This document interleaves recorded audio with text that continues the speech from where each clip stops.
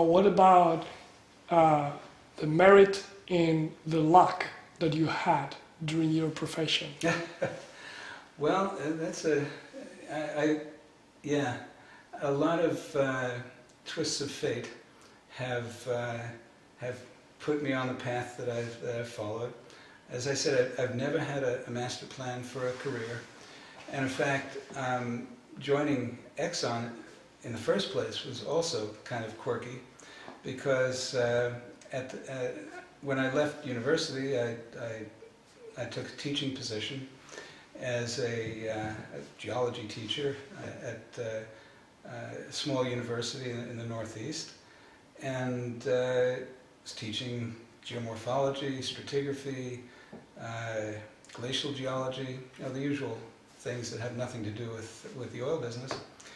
But at the time, my brother-in-law was working for Exxon, and we would take the family down to Houston to visit once a year, because my in-laws had moved there too, and of course my in-laws at the time were keen to get us also, parents like to get their kids in one place.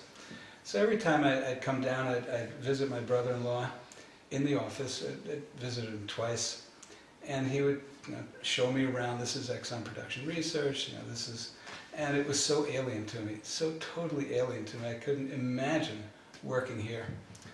And finally, one time we went down and he said, well, why don't you fill out an application? So I said, why would Exxon be interested in me?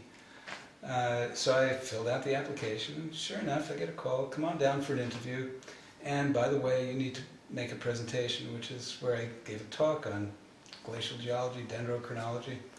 And as I mentioned earlier, they saw something they liked, and a month later I get a job offer that literally was double my salary teaching. So here was an intelligence test. I had now look at this picture. What do I choose here? So of course I chose. I went to Exxon. Took a year's leave of absence from my teaching position, but of course I never went back. So that was all just twists of fate. And then one thing leads to another, and the fact that they put me in the seismic stratigraphy team, that was nothing of my doing, it was just luck. And that was a good fit, and having Pete Vail there, that worked out really well. And then I took an assignment in Canada for a few years to get some exploration experience, and that opened my eyes to working with rocks again, because the Calgary office, or Calgary, had access to the provincial core repository, and anyone who's ever been there knows this is a world-class facility. And with hundreds of thousands of wells and tens of thousands of core, I didn't do very much seismic in those days, in the years that I was in Canada, because the driver was well logs and core. So I was thoroughly immersed in that side of the business for several years. And of course I would dabble with seismic from time to time, both in the Alberta Basin and the Mackenzie Delta area, the East Coast, Hibernia and so forth. But by and large, that transfer gave me the kind of the foundation, or returned me to the foundation of looking at rocks. And then years later, when I left Canada, I joined ARCO, and in my time with ARCO, I spent 3 years as an expatriate in Indonesia, which again gave me an opportunity at that time to really dig into 3D seismic. And that's where my exposure to 3D seismic really came into its own. Although I have to say that my first experience with 3D seismic came quite early. It was 1981. And in those days we had no workstations, and we had each inline was printed on translucent paper. We'd have these big folios, a loose leaf binder, and we could look at the line and see the other line, the next line right beneath it.